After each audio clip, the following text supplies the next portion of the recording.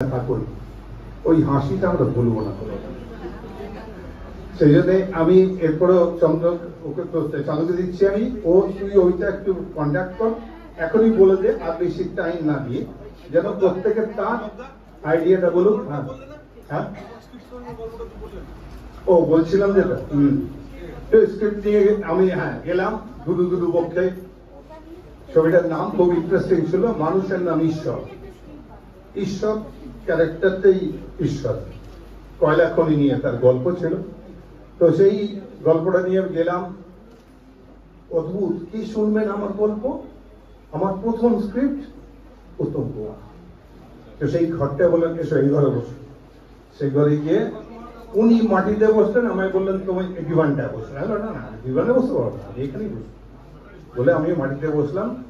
Script শুরু হলো, তার মধ্যে ফোন এলো, বেলুদি বলে দিলেন, বলে এসছে ওখানে ভালো করে রাধা পল্লবী আর এই রান্না করতে একটু, মানে ওটাকে তখন চিলি চিকেন বলা যাবে না, কষা একটু চিকেন করে দিতে, সেটা তোমরা কিন্তু খাবে। বললো ওখানে অর্ডার এসে গেছে, ও শুটিং করছে, আসতে পারছে না, তোমরা এটা খাবে। আর কি আছে পরে নাকি রাজভোগ আছে, এসব খাওয়ার ব্যবস্থা হয়ে গেল। উনি কোলবালিশ দিয়ে শুলেন কাত হয়ে।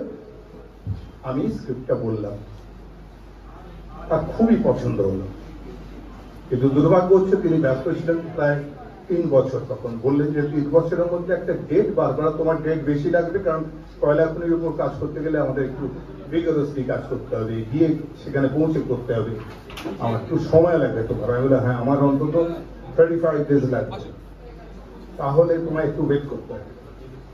তো 3rd ইয়ার, যেখান থেকে 2 বছর ছিল, 3 নম্বর বছরে একটা মোটামুটি সময় আনে বাস করলেন। আমার দুর্ভাগ্য যে অতদিন উনি আর ছিলেন। I missed the chance, I lost the chance.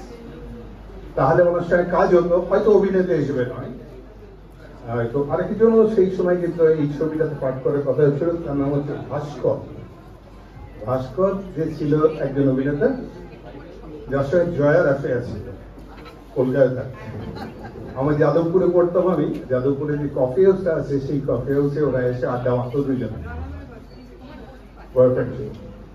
ও এসেছিল ছেলের সাথে করবে ওরা, তাহলে হচ্ছে কিন্তু অনেকবার আমাকে মিট করেছি। তারপরে দেবদাসের সেটে আমি গেছিলাম, সেখানে মিট করেছি। আমায় ডাকছেন উনি সেটে বসে, আমি বুঝতে পারছি না কাকে ডাকছে, মানে আমি এত ইম্পর্টেন্ট মনেই করছি না, আমি চারপাশে দেখছি কাকে ডাকছি। তারপরে আঙুল দিয়েও দেখালো আমায়, আমি কাছে গেলাম, তোমার স্ক্রিপ্টের সবকিছু রেডি করে এলো। হ্যাঁ, এতটাও কথা হয়েছে, ভেরি স্যাড আমি সবকিছু ছবিটা করতে পারিনি। এটা আমার দুর্ভাগ্য, এই জন্য বলবো আরো বড় করে যে আনফর্চুনেটলি তারপরে আমি অ্যাক্টর হয়ে গেলাম।